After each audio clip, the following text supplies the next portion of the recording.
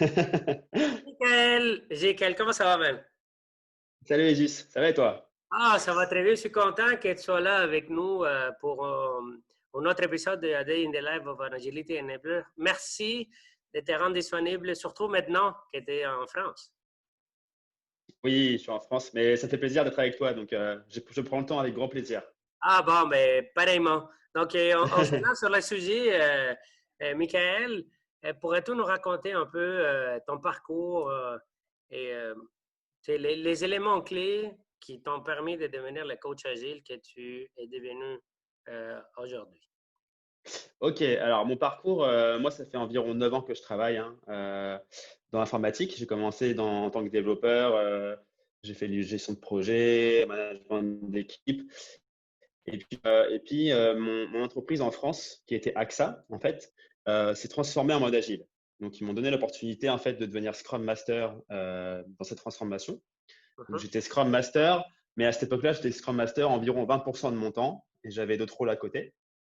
Mais donc, j'ai pu goûter un petit peu au rôle de. J'ai pu goûter à l'agilité, j'étais accompagné par des coachs et j'ai pu vraiment apprendre voilà, c'était quoi le poste de Scrum Master, c'était quoi l'agilité, etc. Et derrière, en fait, Juste un petit rappel, euh, oui, tu as mentionné l'organisation avec qui tu travaillais.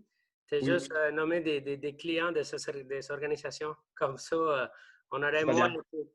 j'aurais moins de choses à éditer après, par la suite. Ok, ok. Donc, c'est en France, ça va, mais je le ferai plus. Ok. Ah, c'est tu disais, désolé, je t'ai coupé quand tu parlais. Non, mais pas de souci. Puis après, du coup, donc j'ai fait environ 2 ans de Scrum Master en France. Et puis après, j'ai eu l'opportunité de venir au Canada, à Montréal. Et puis je t'ai rencontré toi. Donc on s'est rencontré sur mon premier mandat en fait à Montréal, chez un certain client que je ne citerai pas du coup.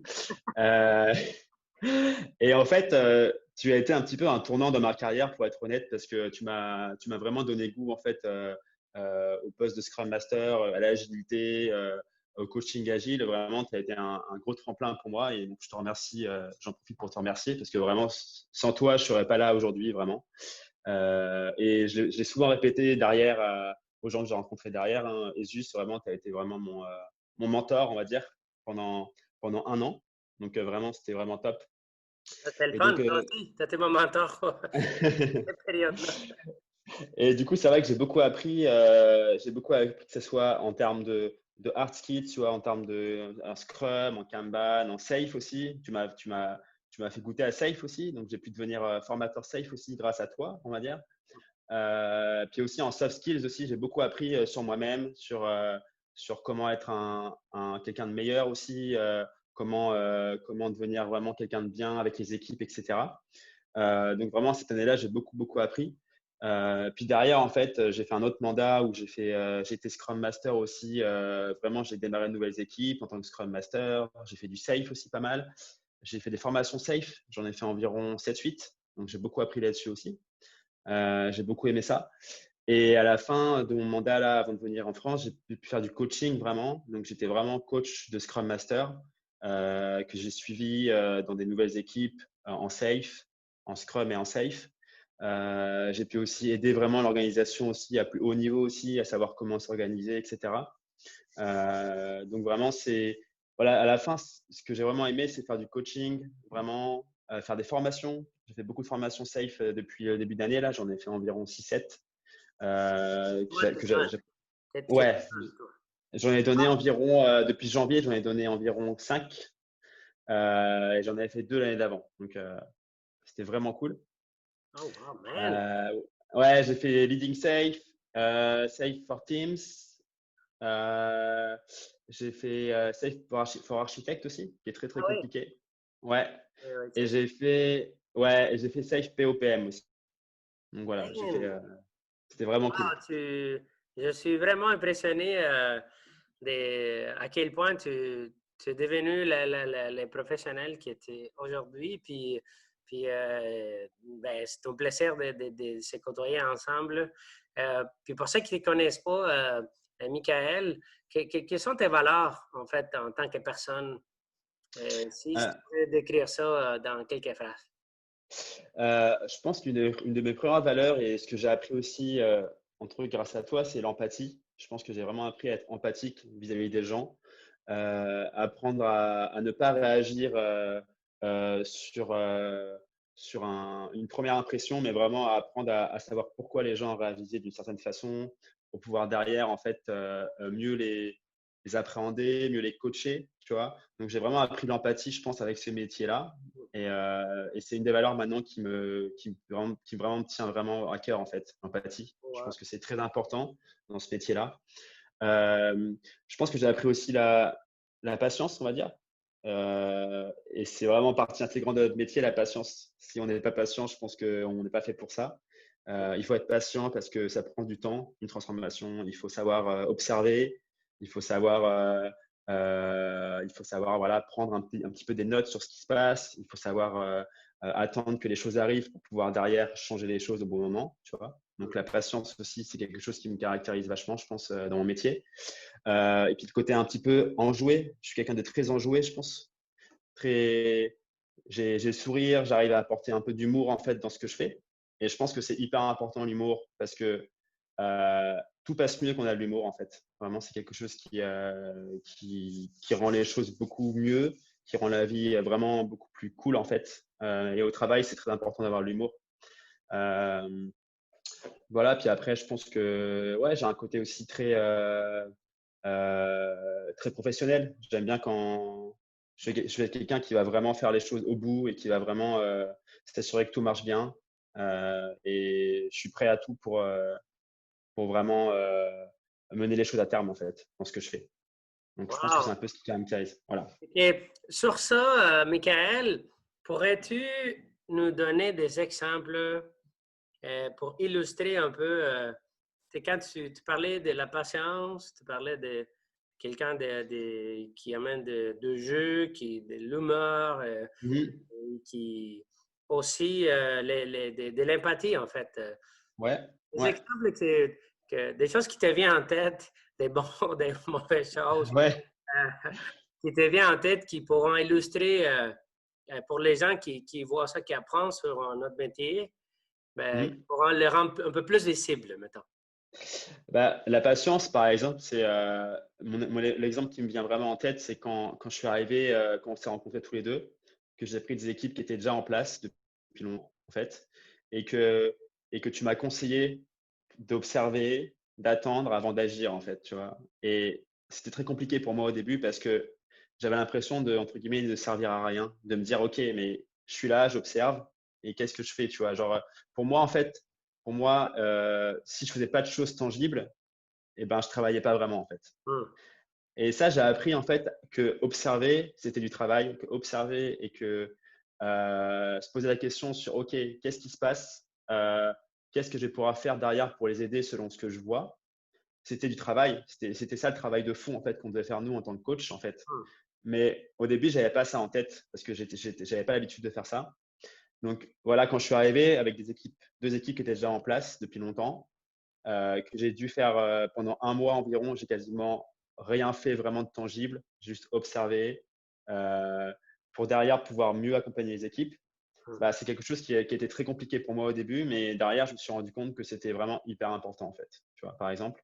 Donc voilà, un conseil que j'ai, c'est que quand on arrive dans des équipes existantes qui sont déjà en place depuis un petit bout de temps, qui sont en Scrum, en Kanban ou n'importe quoi, ne pas essayer de tout chambouler dès le départ. C'est vraiment arriver, observer, discuter avec les gens, voir un petit peu ce qui va, ce qui ne va pas.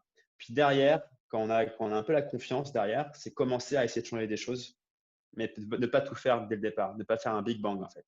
Voilà. Hmm. C'est un de mes conseils. Oui, Voilà. oui, un vrai conseil des sages, je vois.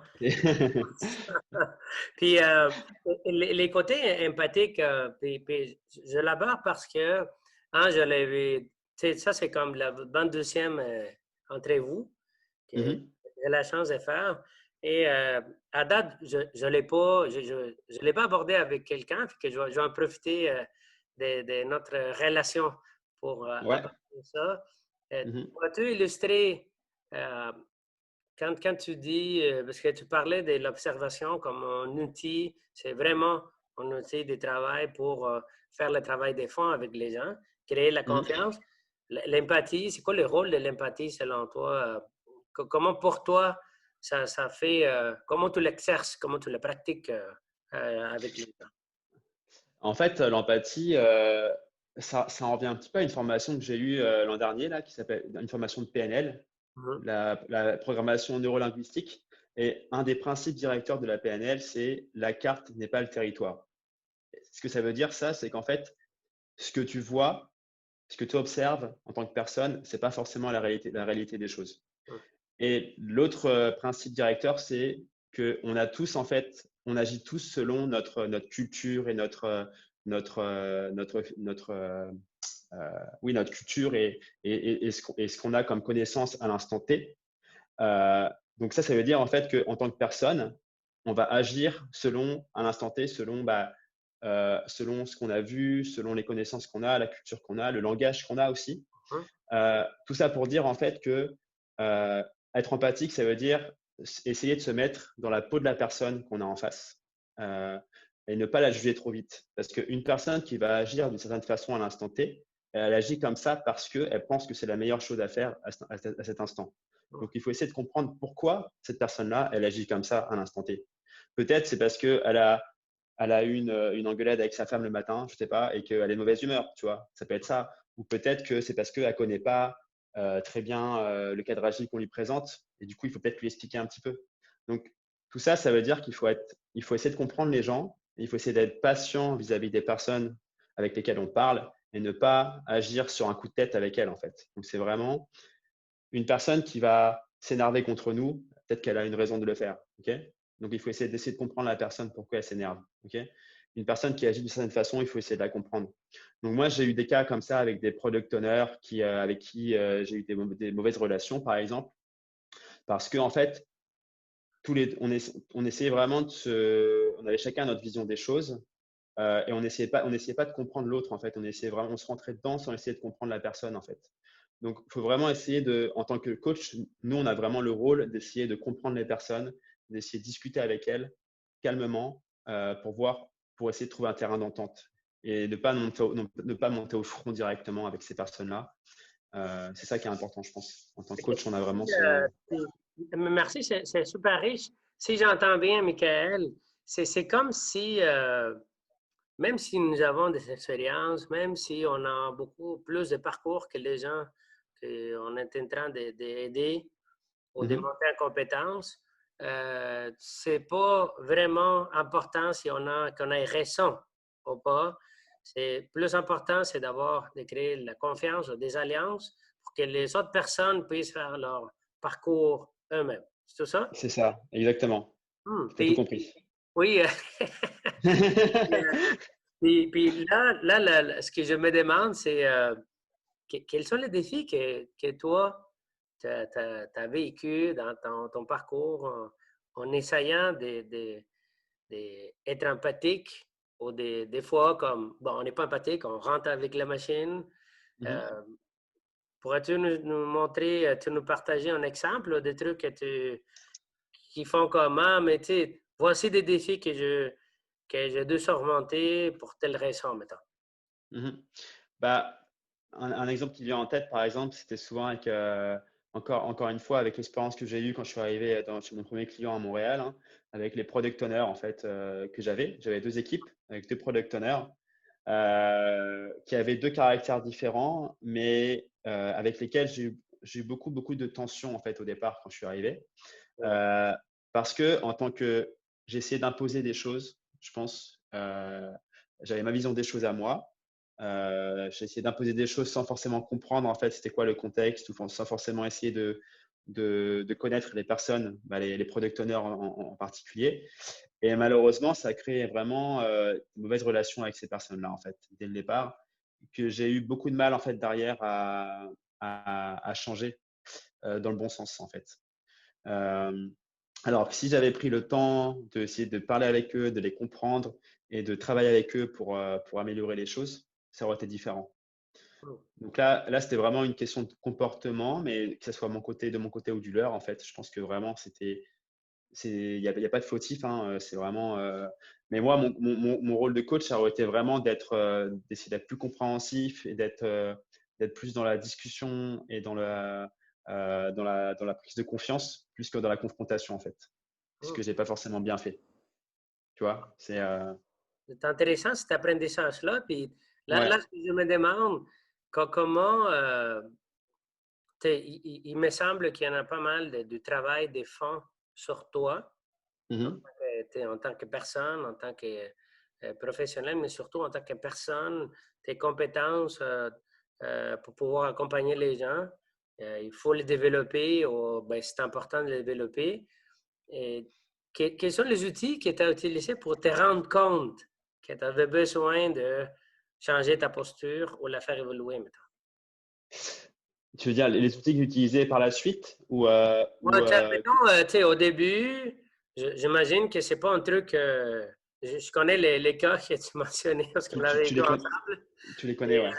et là, tu sais, au début, on ne se rend pas compte c'est quoi les choux.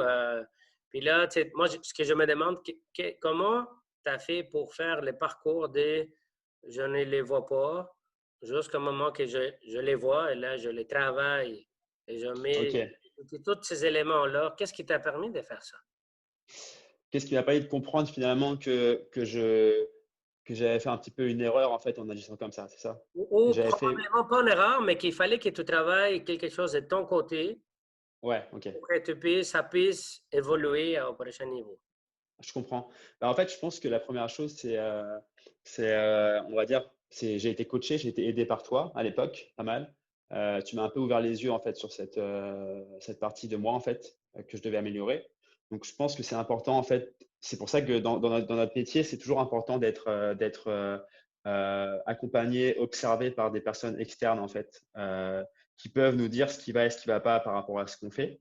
On a beau être le meilleur des coachs, je pense qu'on a toujours besoin d'avoir quelqu'un qui peut nous dire d'un œil extérieur si on fait les choses bien ou pas bien, qui peut nous donner des conseils par rapport à ce qu'on fait en fait. Hmm. Donc je pense que déjà, premièrement, c'est hyper important de pouvoir parler avec quelqu'un et de pouvoir être en fait, de pouvoir avoir un œil extérieur sur ce qu'on fait dans tous les cas. Je pense que même tous les deux, on discutait à l'époque de des problématiques à toi. Puis c'est Oui, sûr que c'est ça, ça tu aide sais, on toujours faisait, d'avoir. oui, C'est les ça, pairings, le travail en binôme, c'est assez bénéfique pour exactement. faire évoluer puis aider à mener tu sais, je pense qu'il y a les meilleures possibilités au groupe, en fait. Exactement. Puis deuxièmement, je pense que j'ai pris aussi en expérience sur ce rôle aussi. Donc, le fait de lire, j'ai fait beaucoup de lectures, j'ai parlé avec beaucoup de personnes, j'ai pris des formations, etc. Ça m'a aidé aussi en fait à m'améliorer là-dessus, tu vois. Je pense que c'est toujours important en tant que personne d'apprendre en fait, d'apprendre des choses, de s'améliorer. Personne n'est parfait et on n'a jamais toutes les connaissances qu'on veut en fait. Donc, c'est toujours important de se former, de lire. Je pense que c'est vraiment quelque chose qui permet de s'ouvrir les yeux sur ce qui va et ce qui va pas dans ce en fait. Je Tu as pense que c'est mentionné important. un élément important, mais merci de parler de l'apprentissage, en fait, parce que Mhm. tu sais, je pense que c'est pas un truc qui est mis en valeur, c'est là mon point de vue, Mhm. parmi nous autres, mais qu'on fait tous, en fait. Tu sais, la plupart d'entre nous, on investit beaucoup de temps à se nourrir puis à grandir en utilisant tous les moyens que tu as mentionnés. Mhm. Et là, la question que je me pose, c'est OK, c'est cool tout ça, mais quand on travaille sur soi, c'est pas évident. Ça demande beaucoup de jeu, beaucoup de courage. Là, je me demande, qu'est-ce qui t'a motivé ou qu'est-ce qui te motive à t'améliorer, en fait? Et aller au-delà, parce que c'est un truc assez compliqué, selon moi. Ouais, c'est une très bonne question. Et en fait, je pense que ça va demander en fait ça va demander comment dire, d'enlever sa carapace. En fait, on a tous une carapace, hein. On a tous une fierté, un caractère. Et c'est toujours compliqué de se confronter en fait à nos démons et aux choses qu'on fait mal en fait. Ça fait toujours du mal. Et quand on nous dit, quand on me dit, ok, ça tu fais ça mal en fait, ça fait toujours mal de recevoir des feedbacks négatifs. Mais une chose qui aide vraiment, c'est vraiment de demander des feedbacks régulièrement sur ce qu'on fait. Ça, c'est quelque chose qui m'a beaucoup aidé. C'est apprendre en fait la culture des feedbacks. C'est vraiment apprendre en fait à recevoir des choses, que ça soit positif ou négatif, hein, mais apprendre à recevoir des choses, apprendre à les avaler, à les digérer, et puis à dire, OK, j'ai digéré ça, qu'est-ce que je peux faire pour m'améliorer là-dessus en fait. Et ça, c'est au début, j'ai eu beaucoup de mal, hein, prendre des choses négatives dans la. Tu sais, c'est vraiment, il faut quand même, on te dit, voilà, ça, entre guillemets, t'es pas bon là-dedans ou tu fais mal. Ça fait mal, ça fait du mal, tu vois, c'est quelque chose qui fait du mal. Et je pense qu'il faut des fois enlever un peu sa fierté, apprendre à recevoir ça. Et puis, au lieu de le prendre du côté négatif, c'est savoir, OK, comment je peux améliorer ce côté-là, en fait. Et puis, une chose que tu m'as appris aussi, c'est ce qu'il y a aussi là-dedans, c'est voir le positif, même dans le négatif. OK. Donc, c'est OK, je reçois un feedback négatif, ça, je l'ai mal fait, mais le côté positif, c'est ça. Tu vois, c'est vraiment essayer toujours de voir positif, même dans le négatif. Le positivisme, c'est quelque chose qui va vachement aider en fait à prendre les feedbacks négatifs aussi. Donc, Oh, c'est quelque chose qui m'a vraiment aidé aussi là-dedans. Ouais. oh, man, il faut pas que ça soit si long le temps qu'on se laisse, tu sais, qu'on arrête de se voir parce que tu vas vite, là. Tu sais, écoute, ça va super vite de ton côté, fait que je suis super fier de toi, puis content de voir à quel point tu as évolué vraiment. Puis là, ce que tu as amené le positivisme, puis je voulais connecter ça avec la partie, la joie de jouer que tu amènes. Et ça veut dire quoi ça? Parce que, tu sais, des fois, des gens des ressources humaines ou des directeurs ou des autres personnes, ils voient comme, OK, mais là, tu sais, il vient ces gars-là, il vient Michael, Jesus, il amène un jeu, des balles, tu sais, pourquoi ils font ça? Mhm. Ouais. Ils sont en train de rire avec les gens, ils font des trucs, je comprends pas. Qu'est-ce que ça fait de différent des, pour toi et dans ton parcours chez les gens quand tu utilises la- tes pouvoirs magiques pour amener du jeu et, ta qualité tes qualités en tant que personne Mhm. pour amener un peu d'humour sur ce qu'on fait. Ouais, bah, tu sais que moi, où j'étais avant, dans le mandat où j'étais avant à Montréal, là, le dernier que j'ai fait, on m'appelait un peu le guéluron ou la personne qui était toujours de bonne humeur, en fait. Mm. Et toi, chez PSP, tu étais un peu ça aussi. Tu étais toujours la personne qui souriait, qui rigolait, machin. Et, et je pense que c'est quelque chose qui est très important déjà de toujours prendre les choses de façon positive, de toujours sourire, faire des blagues, etc.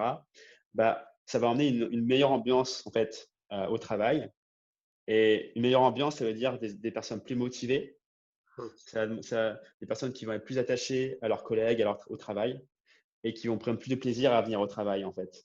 Et le plaisir, en fait, c'est une des parties hyper importantes du travail. C'est si on n'a pas de plaisir, on va faire un travail qui va être moins bon et il va avoir une moins bonne cohésion d'équipe aussi. Donc, je pense que vraiment le plaisir, c'est quelque chose qui est hyper important. Tout ce qui est plaisir et tout ce qui est euh, euh, je trouve pas le mot. Euh, j'ai dit tout à l'heure, bref, mais le plaisir au travail. Et donc, de faire des jeux, quand tu parles de jeux, là, les balles, etc., bah, pour moi, il y a deux choses, il y a deux finalités à ça, en fait. La première finalité, ça va être d'apprendre des choses aux gens de façon ludique. Donc, tu vas apprendre des choses quand même, tu vas quand même avoir des choses à la fin qui vont être apprises. Un jeu, la base du jeu, c'est pas de rien avoir à la fin. C'est quand même d'apprendre des choses aux gens, ok? Mais Mhm. tu l'apprends sous forme de jeu. Donc souvent, ça va être ça va rentrer plus facilement et puis ça va faire que les gens, ils vont être plus enjoués en fait à apprendre les choses que tu veux leur apprendre. Donc avec des jeux, c'est plus simple. Puis deuxième chose, comme je dis, ça va emmener la bonne humeur et puis ça va faire qu'il va y avoir une meilleure ambiance, plus de plaisir. Mm. Du coup, pour moi, c'est un peu les deux côtés en fait, ces Ah, c'est côtés-là. cool. Fait que Ouais, plus des gens motivés, des gens plus ouverts, des gens qui c'est vont ça. apprendre des choses à travers le jeu, C'est puis qui ça. vont avoir, tu sais, l'humeur va être là. Tu sais, les gens Ouais. vont se dénouer, ça va être plus facile d'avoir des conversations, etc. Hmm. Oui, Puis, puis, exactement. puis Michael, dans tout ça, et toi, qu'est-ce qui t'a fait, qu'est-ce qui amène la joie chez Michael en faisant tous ces métiers-là? Parce que c'est de travailler avec des gens, Mhm. ça demande beaucoup de travail sur soi, qui est pas évident des fois. Et aussi, mais là, ça demande beaucoup d'efforts pour pouvoir, beaucoup de préparation aussi, pour Mhm. construire des jeux, pour apprendre et pour amener l'apprentissage chez les autres. Donc dans tout ça, comment tu as du fun là-dessus? Moi, mon fun numéro un, vraiment, c'est de faire grandir les gens Hmm. et de faire grandir les équipes. Quand je vois que ce que je fais, ça a un impact sur les personnes, pour moi, j'ai gagné en fait. C'est vraiment quand je vois que les gens que je vais coacher, les équipes que je vais coacher, et ben, quand je vois qu'il y a une évolution qui est positive par rapport à ça, là, je me dis, OK, mon travail il sert à quelque chose en fait. S'il n'y a pas d'évolution pour moi, entre guillemets, c'est que j'ai mal fait mon travail, tu vois. Donc, c'est ça qui me drive vraiment. Et que ça soit dans le coaching ou dans les formations, hein, quand je fais des formations, c'est pareil. À la fin de ma formation, je veux que les gens ils ressortent avec plein de choses apprises et qu'ils vont pouvoir mettre en fait en place derrière dans leur quotidien. Donc, c'est vraiment, OK, je veux faire grandir les personnes et les équipes en fait. C'est vraiment mon but principal et c'est ce qui me fait plaisir dans ce que je fais vraiment. C'est vraiment ça. Wow! Man, écoute, je, ça, on m'a changé mon Michael là, depuis il y a 2 ans. Écoute, tu es vraiment une personne qui a grandi de façon gigantesque. Je te félicite, Michael. Vraiment, c'est un honneur de voir à quel point tu es apaisant, puis comment ce que tu transmets. Et c'est vraiment clair, en fait. La Mm. façon que tu le dis, moi, je le reçois comme ça. Puis c'est facile de connecter avec toi. Fait que merci pour ça. Puis pour le peu de temps qui nous reste, il nous reste à peu près 5 minutes. Mhm. Et tu as abordé cet aspect de l'impact, avoir un impact chez les gens, euh, Mhm. les équipes qui t'accompagnent, soit l'apprentissage, ou soit qu'ils en sortent grandis. Et aurais-tu une histoire à nous raconter de moments marquants pour toi où tu as vu ça en action? Ah, j'en ai plusieurs, je dirais. Mais tu sais, pourrais-tu nous partager un qui t'a fait comme ça, c'est pour ça que je fais ce métier-là. Ben, en fait, je pense qu'un des exemples qui est plus marquant pour moi, c'est ce que j'ai. En fait, c'est avant de revenir à Montréal, donc pendant environ 3 mois, j'ai coaché en fait deux Scrum Masters, un RTE et deux PO qui ont démarré un train safe, tu vois. Mhm. Puis il y a un des PO qui n'avait jamais été PO en fait. Donc c'était vraiment, il n'avait jamais fait un rôle de product owner. Et puis lui, je l'ai accompagné, je lui ai fait une formation Safe, Leading Safe, Safe POPM. Je l'ai accompagné tout du long en fait, jusqu'au lancement du train, jusqu'au premier rituel Scrum en fait. Et j'ai été vraiment, c'était une personne qui était vraiment géniale au niveau humain, vraiment, c'est une personne géniale. Et puis, c'est une personne qui est devenue un PO vraiment très, très, très bon en très peu de temps. Genre, les premiers sprints, vraiment, c'était déjà un excellent PO. Et j'étais vraiment très, très fier, en fait, de l'évolution de cette personne en si peu de temps. Mhm. Et je lui ai dit, hein, vraiment, je lui ai dit à la fin, je lui ai dit, franchement, tu es un PO exceptionnel, alors que ça fait à peine 2 mois que tu as commencé, entre guillemets, à prendre ce rôle-là, en fait. Et, et j'ai trouvé ça génial, en fait. Je me suis dit, OK, là, j'ai vraiment fait, je suis fier de ce que j'ai fait et de ce qu'il est devenu, en fait. Euh, et je pense que c'est un des souvenirs que j'ai le plus proche, en fait, de maintenant. Et je pense que c'est quelque chose qui m'a vraiment touché, en fait. C'est un de mes meilleurs souvenirs en tant que coach, en fait. C'est vraiment cette personne-là qui est devenue vraiment un PO exceptionnel en si peu de temps, quoi. Et les équipes, en fait, l'équipe dont il était PO, dès le premier sprint, l'équipe a vraiment fait un très, très bon travail. Ils ont bien livré, etc. Et c'était en grosse partie grâce à lui et grâce au travail qu'il a fait en amont, en fait. Et voilà, et même l'équipe, je leur ai dit, hein, je les ai félicités, je leur ai dit franchement, j'ai rarement vu une équipe qui démarrait aussi vite en fait Mhm. et aussi bien. Donc, euh, donc voilà, et puis l'équipe aussi, je les avais tous formés aussi à Safe, etc. Donc c'était un travail en fait global, hein, mais je pense que c'est c'est une des choses dont je suis le plus fier, je pense, dans mon travail de coach, c'est vraiment ça. Ouais. Wow! Hey, Michael, merci beaucoup de nous avoir fait naviguer à travers ton parcours professionnel, de nous montrer des angles qui sont très riches et chez toi et chez les métiers que nous faisons. Je te remercie pour ça parce que c'est grandement apprécié de voir l'humilité et à quel point tu es capable de partager ça de façon honnête, claire et très, très sensible, qui est facile à s'attacher avec. Donc, merci pour ça. Puis, j'aurais deux questions rapides avant de se quitter. Je t'en prie, vas-y, Permets. Donc, vas-y. la première question est quels sont les facteurs clés que, selon toi, par exemple, si on prend ton exemple de tantôt, et qui ont permis que ce groupe-là, selon toi, aille la magie que tu as pu voir, que cette chose qui fait différent par rapport aux autres équipes, qui a fait comme ça bouge, ça se fait, c'est rapide, les gens collaborent, on livre, etc.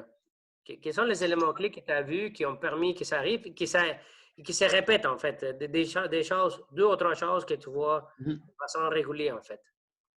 En fait, un élément clé, le premier pour moi, c'est la formation. Je me suis rendu compte que la formation, c'était très important. Il ne fallait pas lésiner là-dessus, en fait. Il faut pas, il faut pas hésiter vraiment à former les gens, que ce soit en hard skills ou en soft skills, mais former les gens avant de commencer et même après, tout au long, en fait, de la vie d'équipe, hein. C'est vraiment ne pas hésiter à faire des formations, à faire de l'accompagnement. Pour moi, c'est une des clés de voûte en fait de ce qu'on fait. Et c'est très important de faire ça. Euh, Après, je dirais le choix des acteurs. Après, c'est compliqué à dire, hein, mais j'ai pu remarquer ça depuis que je travaille dans ce rôle-là, c'est qu'il y a des acteurs qui sont bons, qui tiennent dans des équipes, qui sont faits pour avoir un rôle de product owner ou qui sont faits pour être dans une équipe. Et il y en a qui sont pas faits pour ça.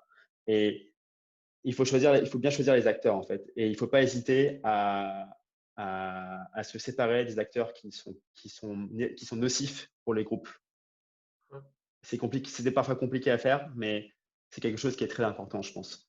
Euh, Il y a ça, puis je pense que derrière, il y a vraiment une chose qui est très importante, et tu ne me contrediras pas là-dessus, c'est avoir l'appui de la gestion dans ce qu'on fait. Avoir l'appui de la gestion et ça, c'est quelque chose qui est primordial. Avoir une gestion qui donne une mission claire, qui donne des objectifs clairs, qui est là pour encourager les gens.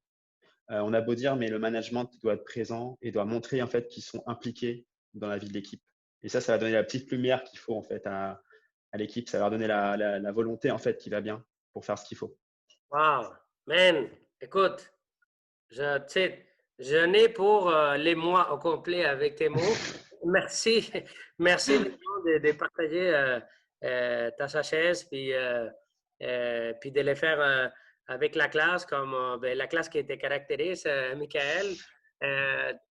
Avant de se quitter, un mot d'encouragement pour ceux et celles qui regardent ça, qui se questionnent, qui disent ah, mais tu sais, je ne le sais pas, est-ce que c'est ça pour moi? Je n'ai pas de patience, je sais pas, j'aime ça travailler avec les gens, mais je sais pas. Qu'est-ce que tu lui dirais pour y aller de l'avant? Moi, la première chose que je leur dirais, c'est ayez confiance en vous. La confiance, c'est quelque chose qui est très important et ne lâchez pas.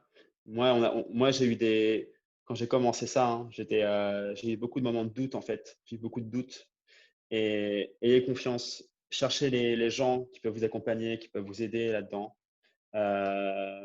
Ayez confiance en vous, en vos compétences. On a tous les compétences qu'il faut en nous. Il faut juste les faire sortir en fait parfois. Et il faut juste être un peu poussé, une petite flamme en fait, Hmm. pour pouvoir donner le meilleur de nous-mêmes et vraiment arriver à ce qu'on veut faire. Donc, ayez confiance, essayez, abandonnez pas. Puis après, voilà, tout le monde n'est pas fait pour ça, mais en tout cas, il faut tout donner pour essayer. C'est juste ça que je veux dire. Pour te donner, pour Voilà. essayer. Et Voilà. Michael, c'était un grand plaisir Puis pour ceux qui se demandent, où est-ce que je trouve ce Michael-là? Comment je peux rentrer en contact avec lui? C'est que c'est possible. Ah, oui, c'est possible. Bah, sur LinkedIn, du coup, Sur je pense que LinkedIn, c'est le meilleur Michael. moyen. Exactement. Michael Jiquel 3, je crois. Un truc comme ça. Michael, ouais, je pense que c'est ça. Ça, c'est la Je meilleure pourrais te façon donner. de contacter. C'est la meilleure façon de me contacter, ouais, LinkedIn. Après, Ouais, on te fait un coucou, voilà. puis là, tu vas lister, tu vas jeter un œil là-dessus. Mais Michael, Ouais. pour ceux qui ne le savent pas, c'est un excellent mentor, un formateur euh, en agilité, en safe, euh, puis qui accompagne, je pense qu'il y a particulièrement des product owners, Mhm. la plupart des cas, mais même des Scrum Masters. Les Puis, Scrum Master aussi, ouais, ouais, exactement. donc, n'hésitez pas de rentrer en contact si vous voulez avoir une des meilleures, pas maintenant en ville, parce qu'il est parti en France, mais maintenant en France, puis un peu dans le monde, je pense. Donc, C'est ça. merci, Michael, de cette expérience merveilleuse et de m'avoir honoré avec ta présence et de m'avoir émerveillé parce que honnêtement, je suis plus que fier. Je suis vraiment content de te revoir et d'avoir passé ce temps-là ensemble. Merci. Merci à toi, Jesus. C'est comme je le répète, hein, mais c'est vraiment grâce à toi que tu es venu comme ça, que j'en suis où je suis actuellement. Donc, encore merci à toi. Un grand merci pour ton aide dans tout ça. Vraiment, Ah, bon, c'était ben, très apprécié. avec plaisir. C'était facile avec toi. Merci. Bon, ciao, man. Salut, À Jesus. bientôt. Merci. Salut.